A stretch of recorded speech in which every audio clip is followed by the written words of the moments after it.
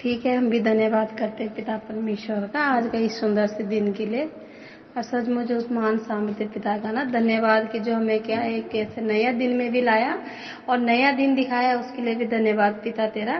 और सचमुच पिता परमेश्वर का ना मैं ऐसे ही मतलब आज मैं ऐसी प्रार्थना में बैठी सुबह, तो मैंने कहा मुझे तो ना बहुत इमरजेंसी ऐसे काम भी था ना, तो वैसे तो वहाँ भी था, कहा था कई जगह सत्संग है, करोल बाग भी था, तो मतलब मैंने कहा कि वहाँ भी है, तो ऐसे कोई सुबह से कोई प्लानिंग नहीं था लड़के का, मैंने फिर टिफिन उफिन पैक किया, तो मैं और कहीं जाने की ऐसे तैयारी हो रही थी ना, तो मैंने ऐसे ही मन में मेरा प्रार्थना में ऐसे लगा मन में, मैंने कहा पिता आज क्या उत्तम योजना है आपकी मेरे लिए ना। तो सचमुच मैंने ऐसे पिता से ऐसे ही तब मेरे मन में लगा कि आज तो सिद्धिहार कराला में भी सत्संग है ना, तो ईश्वर ने बोला एड्रेस तो नहीं था, तो मेरे मन में आया कि मैं क्या आज सिद्धिहार कराला जाने चाहती हूँ। तो पिता ने बोला कि हाँ वहाँ के लिए तेरे लिए निश्चय है, तो वहाँ जाना। तो पिता ने ऐसे ही आज मेरे को ऐसे सुबह में 3 बजे ऐसे ही मतलब 3 बजे के बाद मेरे को एक ऐसे मैं ऐसे ही मतलब ऐसे उसी समय अंदर गई थी और मैंने सोचा था लड़के के लिए मैं जल्दी टिफिन बनाऊंगी, मैं जल्दी उठूंगी, मुझे जाना भी है, तो ऐसे ही मैं लेट गई। तो ऐसे ही 3:30 हो रहे थे और हल्की हल्की मेरी आंख लगी थी और सामने अजान होते हैं, तो मैंने कहा इनका भी ना रोज का ही ड्रामा हुए नींद ऐसे खराब करने के लिए, तो ऐसे ही हल्की हल्की आंख लगी, तो मेरे को क्या ऐसे ज्ञान सिंह सर जी और विनोद सर जी ऐसे दिखे और पप्पी सर जी ना, तो वो मेरे को बोल रहे हैं ऐसे उत्साहित कर रहे हैं कि मेरे को बोल रही किरण तुझे बहुत दिन हो गए, तो संगति में भी नहीं आ रही। तो परमात्मा का धन्यवाद कि तो पिता तो जानता है ना कि सचमुच हमारे लिए क्या है ना, और सचमुच पिता परमेश्वर का धन्यवाद ना कि हमारे के इतना अच्छे अव्य जने भी मिले ना, ज्ञान सिंह सर जी का भी तहे दिल से धन्यवाद, विनोद सर जी का भी, पप्पी सर जी का भी ना, और तमाम अव्य जनों का ना धन्यवाद करते हैं कि जो हमें हर पल ऐसे क्या सुनने के लिए मिला ना, उनसे हमें ऐसे उत्साहित होते हैं। तो ऐसे ही मैंने बोला पिता ये सागरपुर के लिए भी कोई उत्तम योजना बनाना कि यहाँ के लिए क्या योजना है, मैं तो जानती हूँ कि बहुत अच्छी योजना है ना। तो मैंने कहा मैं तो जाती हूँ, फिर मैं ऐसे ही लेटी रही, 9 बज के ऊपर ही मिनट हो गए था, तो मैंने कहा मैंने ऐसे उस बहन को फोन किया सुनीता बहन को, मैंने कहा बहन आप ना चलो आप सत्संग में चलोगे, कह रहे मुझे तो ड्यूटी जाना है, मैंने कहा चलो ना आज सिद्धिहार कराला चलते हैं, मैंने कहा देखा तो नहीं है पर तो वहाँ चलते हैं ना। तो वो बोले कि यार मैंने कहा वहाँ का एड्रेस तो डला नहीं है, पर कहते भी हम आना हमारे साथ में जब पिता है तो हमें वहाँ वो पहुँचा देंगे ना। तो मेरे को ऐसे ही 9:30 हो गए थे तैयार होते होते, मैंने कहा यार इतना लेट हो गए पर पिता मैं तो वहाँ जाऊंगी, यार आप मेरे को वहाँ ले जा चुके हो ना। तो मेरे बेटा कह रहा किससे बात कर रहे हो अब बात मैंने कहा मैं अपने पिताजी से बात कर रही हूँ। कह रही अच्छा नाना जी आ रखे, वो ऐसे सो रखा है ना, उसने सोचा कि नाना जी आ रखे, मैंने कहा हाँ, मैंने कहा सबसे बड़े नाना जी आ रखे तो मैंने कहा हाँ मैं जा रही हूँ, कह रही कहाँ जा रहे हो तुम, मैंने कहा मैं भी आ रही हूँ सत्संग में, कह रहे मेरा काम, मैंने कहा तेरा काम बाद में, पहले ईश्वर का काम है, आज मेरे को वहाँ मन के है तो मुझे वहाँ जाना ही जाना है। तो ऐसे ही आई मैं उत्तम नगर में, तो मेरे को बहुत लेट हो गई वहाँ पे ना, 10 बज गए, तो मैंने कहा यार मैं क्या करूँ, आज तो बस भी नहीं आ रही। तो मैंने कहा मीनू दीदी ने तो बोला कि वहाँ पे ना छाँव छाँव में बस आती है, तू ना ऐसे ठंडी ठंडी में आएगी। हाँ, तो मैंने कहा यार सचमुच परमात्मा का धन्यवाद कि आज मेरे को दूसरी बार यहाँ ना यूज किया ईश्वर ने ना, ईश्वर के कामों के लिए आए हैं हम, जब भी आप दूसरी बार आई तो भी ईश्वर के लिए आए ना। तो सचमुच ऐसे ही वहां से ना एसी वाली गाड़ी आ गई पीछे बहुत देर की बात, मैंने कहा यही ठंडी ठंडी बात थी जो मीनू दीदी ने बोला चाहूँ में। तो मैंने कहा धन्यवाद पिता तेरा। अच्छा मुझसे मैं आज रास्ता आई तो मैंने दीदी को फोन किया, जैसे मैंने ऐसे पिरागढ़ी पार किया, मैंने कहा बहन ये बस उधर से आती है, अगर तुम्हारी इधर से आती तो तुम भी इसी में चढ़ जाओ भाई। तो उसने बोला कि हाँ ये बस दूसरी भैया बैठे तेरे उधर से होके जाए, तो हम दोनों बहनों उसमें आ गए। तो आसान रास्ता पिता ने हमें क्या ऐसे बना भी दिया ना, जबकि वो बहन कहाँ के हम कहाँ के ना, कोई मिलन भी नहीं है रास्ते का ना, पर ईश्वर क्या कहता है हमारा मेल मिलाप किससे, ईश्वर से है ना, तो ऐसे अद्भुत काम करता है। आज क्या हम लोग देखो जब है उत्तराखंड की सभी, पर हम एक दूसरे को जानते थे, पर ईश्वर की ना आज हमें ऐसे ऐसे लोगों को मिलवाया कि जिनको हम जानते भी नहीं थे ना।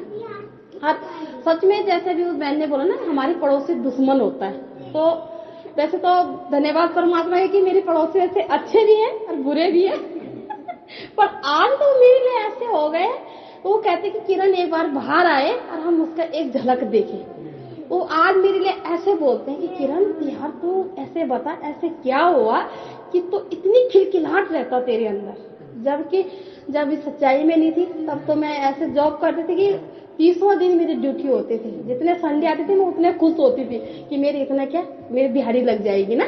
तो आज तो मैं सोचती हूँ पिता कल भी ना वहाँ छुट्टी हो जाए, कल का वहाँ ड्यूटी में छुट्टी हो जाए कि ताकि कहीं संगति हो मैं उसमें जाऊं, तेरे साथ में एक दिन और ना एंजॉय करूं ना। तो सारे बोलते तेरे पास इतना दुख है, और सच वो ईश्वर के साथ जो चलता है, जो उनकी वचनों को सुनता है और एक दूसरे की गवाही जो सुनता है, तो उसके जीवन में क्या आनंद ही आनंद है। और वो उसकी अगर उसने अपने जीवन में ऐसे प्रैक्टिकल किया ना तो वो क्या काम भी करता है। आते नहीं है, आते इतना अच्छा हो गया कि ईश्वर के तो ग्रुप भी बन गया ना, नहीं आ सकता आदमी तो उसको सुन सकता है। तो आजकल मैं आ नहीं पा रही थी, तो ऐसे ही कल मैंने ज्ञान सिंह सर जी का ऐसे ही गवाही सुनी, तो कोई बहन की गवाही रही होगी, तो मैंने ऐसे, तो वो बोल रहे थे ऐसे काम पे गई थी मैं बहुत दूर, तो मैंने ऐसे थोड़ी सी बस में सुने, तो उन्होंने बोला कि जब हम अपनी पति की 2 बात नहीं सुन सकते, क्यों नहीं सुन सकते, हमारे पास तो अन्य भाषा का जरिए है ना, अन्य भाषा में ऐसे बात करोगे हम तो क्या हमारे जीवन तो वैसे ही क्या उद्धार हो सकता है ना। पर हमने क्या सोचा, पति ने बोला तो हमें 1 की 2 बोलना है, तो वो क्या घर में कलेश हो गया। और पति ने बोला और उसी समय हमने उसको क्या अन्य भाषा में अपने जीवन का प्रैक्टिकल करा, तो वो क्या हमारा अच्छा में बदल जाता है ना। वो भी सोचते हैं सामने, और वो भी सोचेंगे यार कैसी यार ये तो शांत हो गई, तो वो खुद ही बोलेंगे यार इसका मतलब कुछ मैं ही गलत था ना।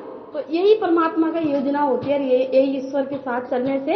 और ऐसे ही कल मैं आई घर में, तो ऐसे मैं इंस्टाग्राम पे एक आर्मी वाला मिला मेरे को, तो मैं ऐसी बात कर रही थी, तो उसने मुझे वॉइस मैसेज करा इंस्टाग्राम पे, तो उसने बोला कि सिस्टर आप ना वो राजस्थान से है, कह रही आपने एक दिन अपनी स्टोरी लगाया था, तो आप ईश्वर को कैसे जानते, कौन ईश्वर होता है। मैंने कहा ईश्वर तो सब होता जिसके पीछे तुम सांस ले रहे हो।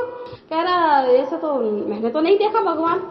तो मैंने कहा ठीक है, तो आपने मुझे कैसे फोन किया, किसमें आपने मुझे मैसेज किया। वो कह रहे कि मैंने ऐसे लगा कि मुझे आपसे बात करनी चाहिए, शायद मुझे क्या अच्छा लगेगा। तो मैंने कहा धन्यवाद ईश्वर का ना। तो वो भाई मेरे को ऐसे बोला, कह रहे वैसे तो हम उसकी ड्यूटी वहां लगी कश्मीर में, तो उसने बोला ऐसे ही बॉर्डर पे था वो, तो उसने बोला कि बहन मेरे ना घर में मेरी मम्मी बहुत प्रॉब्लम में है, और तो मैंने कहा आपकी मम्मी तो प्रॉब्लम में है ही नहीं। कह रही आपने कौन सी मेरा घर देख रही। मैंने कहा मैं तो देख रही हूँ। तो वो मेरा मुंह देखने लगे। फिर उसके बाद उसने क्या मेरे को इस तरह ना उसने कॉल करा, कह रही मैं एक बार आपसे ना फेस टू फेस से बात करनी चाहती। मैंने कहा ठीक है। मैंने वीडियो ऐसे ओपन किया और मेरे को ऐसे ही देखने लग गया।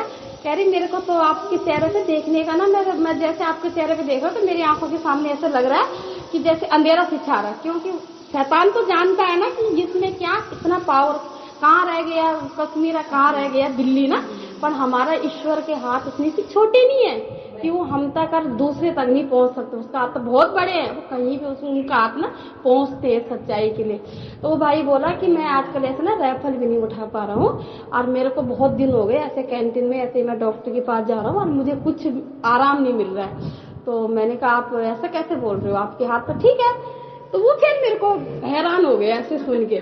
तो वो मेरे को बोला कि मैंने कहा अभी आप मुझसे बात करो और आप अपनी राइफल का भी नीचे रखो फिलहाल उसको नीचे रखो, आप मुझसे बात करो। तो आर्मी वाला कह रहा कि यार ये मेरे को ऐसा कैसे बोल रही है। तो मैंने कहा आप आर्मी वाले होंगे बाद में, पहले तो उस ईश्वर की बेटे हैं हम ना जो। मैंने कहा तो उसने बोला कि ठीक है। मैंने उसको ऐसे ही 5 मिनट ऐसे ही उत्साहित करती रही, ऐसे ही ईश्वर के बारे में बताती रही। और मैंने कहा पिता धन्यवाद, इससे तो तू बात करेगा इस भाई को, तो क्या अपनी दवाई भी दे चुका है ना, क्योंकि डॉक्टर की दवाइयों से हमें बहुत देर में ऐसे असर मिलता है। ईश्वर की दवाई कैसे होती है, तुरंत होता है ना, उसका ऐसे काम होता है, उसका ये नहीं होता कि कल करूंगा, उसका काम हैंड टू हैंड है। तो उसने बोला मेरे को कि ठीक है मैडम। और मैंने कहा भैया आपसे मेरे को 5 मिनट हो गए बात करते करते, आप अपनी घड़ी देखो। कह रही हाँ 5 मिनट हो गए आपसे बात करते करते। तो मैंने कहा कुछ याद है आपको कि आप ड्यूटी पे हो। कह रही मुझे तो लगा ही नहीं कि मैं ड्यूटी पे भी हूँ। कह रहा जैसे जैसे मैं आपसे बातें कर रहा हूँ वैसे वैसे मेरा मन ऐसे हल्का होता जा रहा है। तो मैंने कहा अब आप अपनी राइफल उठाओ आप कह रहे मैं राइफल नहीं उठा सकती। यार मैं क्यों, कह रही क्यों नहीं अभी जरूरत नहीं। मैंने उठाओ तो सही। तो सचमुच उसने कहा ऐसे उसने राइफल उठाया, ऐसे ही उसने ऐसे फोन रखा। मैंने कहा अब आप थोड़ा सा 2 कदम चल के देखो और ऐसे हाथ करो। तो सचमुच वो कह रहा मेरा तो हाथ में दर्द था, वो दर्द कहाँ चला गया। तो मैंने कहा ईश्वर का धन्यवाद कि परमात्मा का काम ऐसे होते हैं। जैसे आपने ये बोला ना, मैंने कहा अपनी मुंह के अंगीकार आपने कर दिया कि नहीं हो सकता, तो वो तो नहीं में ही बदल जाएगा ना। तो उसने बोला कि ऐसे होता है ईश्वर के उसमें। मैंने कहा होता है, क्यों नहीं होता। मैंने कहा अभी आपके सामने ऐसे ऐसे चमत्कार होगा कि आप ऐसे हाथ ऐसे कर रहे हो, कोई दर्द भी नहीं रहा, आप बोल रहे थे कि मेरे को ऐसा लगता है कि मैं जैसे ऐसे चल रहा हूँ तो मेरे आगे पीछे कोई घूमता है। मैंने कहा तो दुष्ट है। कह रहे हमें इतनी सुनसान जंगल में उसकी ड्यूटी लगी थी, तो कह रहे यहाँ तो हमें ऐसे डर लगता है। और तब उसका सुबह भी मेरे लिए ऐसे वॉइस मैसेज आया कि मैडम कल रात को तो मेरी ऐसी रात की ड्यूटी थी जंगल में, तो मुझे कुछ भी एहसास नहीं हुआ कि मेरे आगे पीछे कुछ है, कोई डर भी नहीं लगी। तो मैंने कहा धन्यवाद परमात्मा का। तो कह रहे कि मैं ना कैसे पाना चाहूंगा ईश्वर को। मैंने कहा एक मन का विश्वास है। मैंने कहा जैसे भी आंटी बोल रही ना धर्म, हमने कोई धर्म चेंज नहीं किया। धर्म कौन सी होता है, हमने बनाए जो धर्म वो धर्म होते हैं। शायद सबसे बड़ा धर्म कौन से, सनातन धर्म सबसे बड़ा है। तो क्या हमारा कोई धर्म नहीं, हमने क्या चेंज किया, सिर्फ मन। हमने अपना मन का विचार को चेंज किया, हमने अपना मन बदला, हमने कोई धर्म नहीं बदला ना। तो यही धर्म के चक्कर में तो मेरे को क्या ऐसे हो गए थे कि सारे मेरे खिलाफ भी हो गए थे, अलग भी हो गए थे ना। सारे सोचते थे कि इसका हाथ का पानी भी नहीं पीना। तो अपना हमारे ऐसे आत्मीय पिता हैं, उन्होंने भी कहा कि हमने नहीं ना। तो मैंने कहा धन्यवाद पिता तेरे लिए, मुझे ये आत्मीय पिता नहीं चाहिए, उनका सोच है, मुझे तू चाहिए ना। और ना तो मुझे कभी मनुष्य को देख के चलना है ना, तेरे को देख के चलूंगी तो तुम मुझे कभी लज्जित भी नहीं होने दोगे। और सचमुच कभी लज्जित भी नहीं होने दिया, क्योंकि मेरे घर में सिर्फ मैं कमाने वाली हूँ ना, और खाने वाले हैं 1000, जबकि हम 2 जने हैं घर में, मतलब 3 ही है, बेटा में एक बेटा मेरे भारी रहता, तो हम 2 जने रहते। पर मेरे घर में मेहमान इतने रहते हैं कि पर डे ऐसे नहीं होता कि कभी 2 किलो 3 किलो चावल और 2.5 किलो 3 किलो आटा नहीं लगता हमें। पर कौन दे रहा, ईश्वर देने वाला है ना। हमारा मन ईश्वर के लिए है, तो वो हमारे लिए ऐसे मन बनाता है कि जो चीज सोच भी नहीं सकते है ना। आज मुझे कोई चिंता फिक्र नहीं है ना कि मेरे पास नौकरी नहीं है, किराया देना है। पिता ठीक है धन्यवाद तेरा, अब तुझे तेने तो कहा कि मुझे तेरा चिंता है ना, तो तू किराए भी दे, तो वो अपना भी चला भी जाता है। बेटे के लिए भी ऐसे ही, मेरे बेटा ऐसे बाहर रहता था, वो घर ही नहीं आता था ना, तो मैंने उसके लिए भी ऐसे 2 बार विनती प्रार्थना करा। तो सचमुच जब से सच्चाई में आई तो वो क्या 2-3 बार ऐसे घर भी आया, फिर गया, फिर आया ना। और अब इस बार ईश्वर ने उसको ऐसे झटका दिया कि अब उसने उस गाड़ी का क्या नाम ही उसने बंद कर दिया लेना, कि मम्मी आज के बाद मैं उस गाड़ी में नहीं जाऊंगा। एक्सीडेंट हुआ, पर ईश्वर ने उसको ऐसे हाथों में थाम भी दिया ना। उसने बोला कि मेरी चाहत थी कि मैं अपने बेटे को गाड़ी पे नहीं देखनी चाहती ना। मैंने अपने बेटों को लिखाया पढ़ाया, किस हालत में लिखाया पढ़ाया तू जानता है पिता, मैं जानती हूँ ना।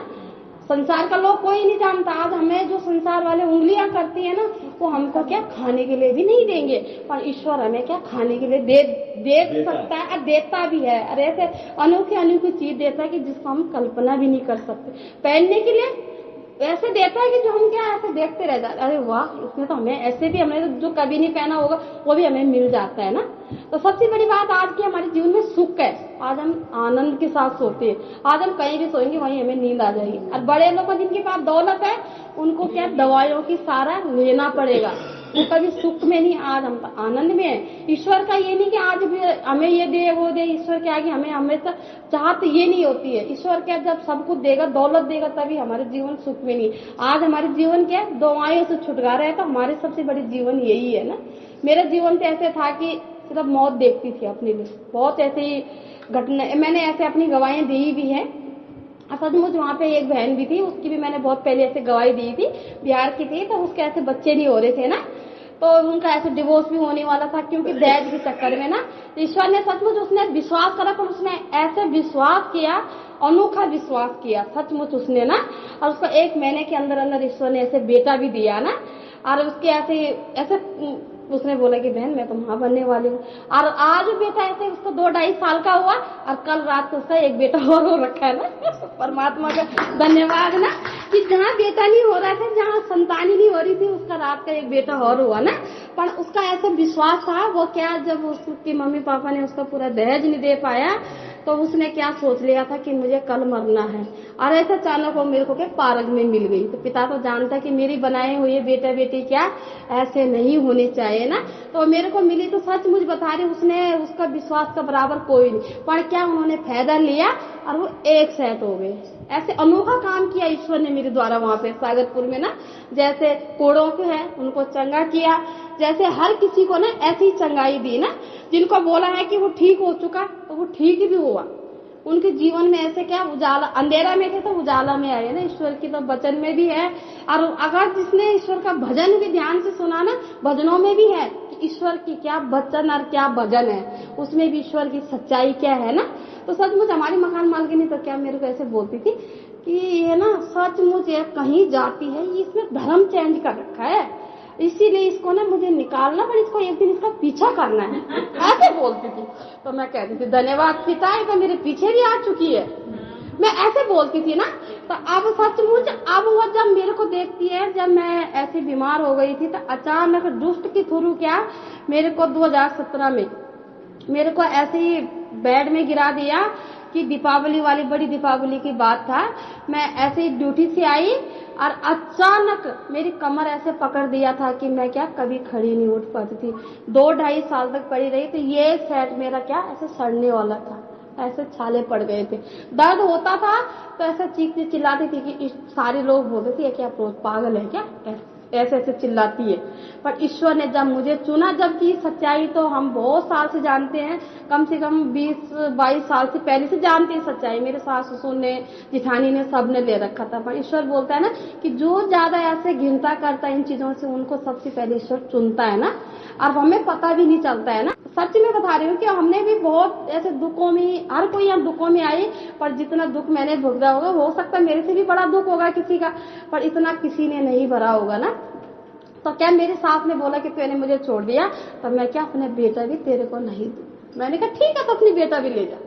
मन में क्या दुष्ट ने इतना डाल दी कि तो अपनी बेटा भी ले जा। तो क्या फिर जब मेरी सास ने एक दिन मरते मरते क्या बोला कि बेटा तू इस सच्चाई में जरूर आएगी, जबकि नफरत करती थी मेरे से, पर तू सच्चाई में जरूर आएगी। सच में जैसे वो मरे उसका 3-4 महीने में मैं इस सच्चाई में ऐसे आई हूँ। ऐसे दुष्ट ने मुझे ऐसे हालत खड़ा कर दिया कि मैं क्या आना पड़ा ना, क्योंकि ईश्वर तो जानता था कि उसने मुझे चुना था। तो जब इसमें बीमार पड़ी तो मेरे बेटे ने क्या अब मेरे कमरे का पंखा भी निकाल दिया था कि क्या इसको हटा दो ना, ताकि ये अपनी जान न देवे। चाकू नहीं रखते थे मेरे कमरे में, कि मेरे को ऑर्डर इतना कि एक दिन मेरे ऐसे ही उन्होंने कांच की गिलास में मेरे को ऐसे दूध दिया, दवाई लेना था, तो मैंने उसको तोड़ा और जब तक मैंने ऐसे अपनी गले में लगाना था उसको, दर्द के मारे, इतने में मेरे बेटे ने देख दिया। मेरे बेटे ने देखा, क्योंकि वो ऐसे जहां भी जाता था ऐसे कैमरा ऑन करके कहीं छुपा के जाता था कि ताकि मेरी मम्मी कुछ करेगी तो मेरे को पता चल जाएगा। सिर्फ मैं या मेरा बेटा था। जब दुख पड़ा तो पति ने भी साथ छोड़ दिया, पर ईश्वर जानता था कि मैं इसका साथ नहीं छोड़ूंगा ना। तो ऐसे ही मेरा वेट हो गया था 103 kg मेरा वेट हो गया था उन इंग्लिश दवाइयों से।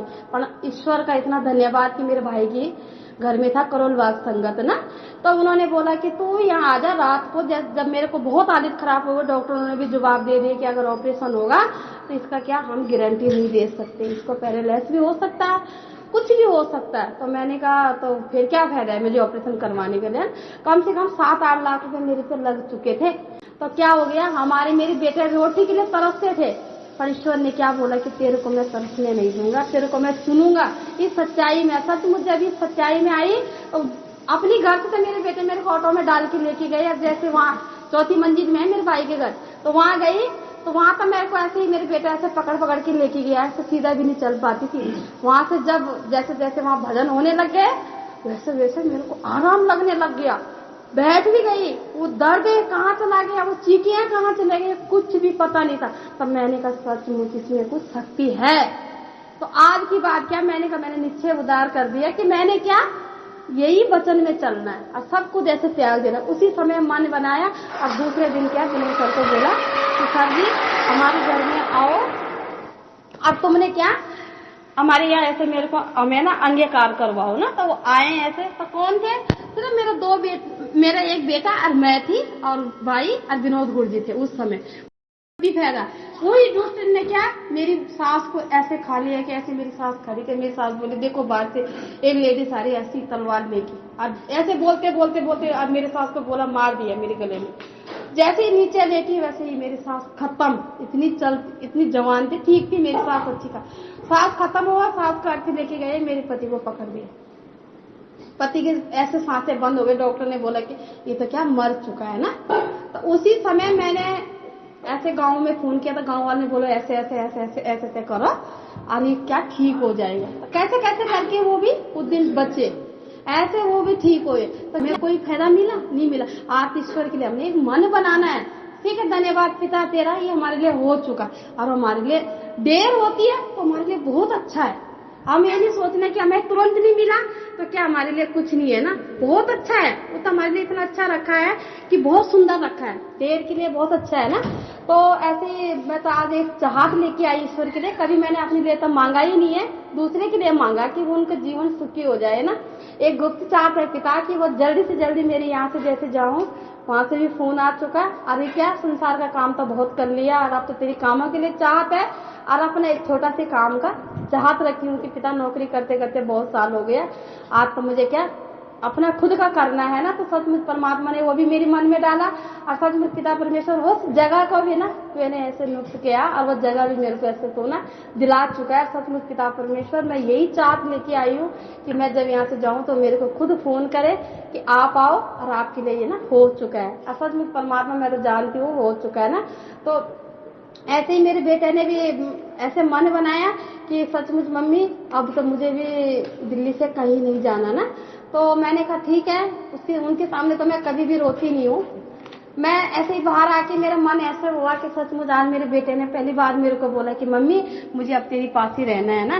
कि मैंने इतने दुखों से जैसे भी तुम्हें इतना बड़ा किया और आज तुमने मेरे को पहली बार बोला कि मम्मी मुझे तेरे साथ रहना। 19 साल का बेटा हो गया, उसने कभी मेरे तरफ मुड़ के भी नहीं देखा था ना कि मेरी माँ भी है। तो मैं रोती थी, जब तक ये सच्चाई में नहीं थी रोती थी ना। पर आज ईश्वर ने तो मेरे आंसू भी खत्म कर दिया ना। ईश्वर ने बोला कि सिर्फ खुशी का आंसू आते हैं। और वो भी मैं बोलती पिता तेरा धन्यवाद ना, ये भी मेरे लिए ना खुशी का है। तो जिस माँ के पास बेटा ना हो वो बेटा कहीं चला जाए, कोई आता नहीं पता नहीं, तो उस माँ का दिल पे तो क्या गुजरता वही माँ ही जानती है ना। कि मेरे जीवन तो बच्चों से शुरू है और उन्हीं से खत्म भी है ना। तो मैंने कहा पिता मैंने तुमको माँ का भी और बाप का भी प्यार दिया था। अब तो तू है पिता ना, सबसे बड़ा तू लेके आएगा उसको घर।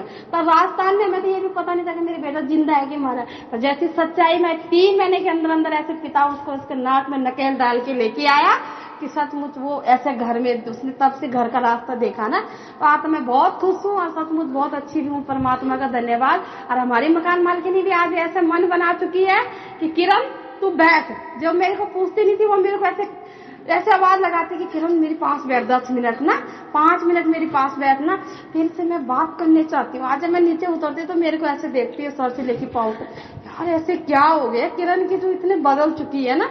तो मैंने कहा अब उसका भी मन है कि मैं जल्दी ठीक हूँ और इसके साथ साथ चलूं। तो ईश्वर का वो भी धन्यवाद कि उसका भी मन बदलने वाला कौन, मेरा पिता। जब उसको मैंने ऐसे सच्चाई बताई तो उसका भी ऐसे मन बदला ना। तो उसने ये नहीं बोला जो मेरे को बोलती थी कि इसका ना धर्म चेंज करके इसका पीछा करूं, इसको खाली करवाऊं। आज वो कहती तू खाली मत करियो मेरे यहाँ से, तू खाली मत करना, तेरे कितना साल हो गए, तेरे जैसे तो कोई मुझे किराएदार भी नहीं मिलेगी ना। तो वो भी बहुत बहुत धन्यवाद परमात्मा का। अरे बहन भाई की चाहत इच्छा पूरा कर चुका है पिता। सचमुच पिता परमेश्वर हम जिसके लिए बोलते हैं ऐसे तुरंत काम होता है। सचमुच पिता तेरे कामों के लिए सर्वदा ये इच्छा चाहत है। धन्यवाद के साथ धन्यवाद।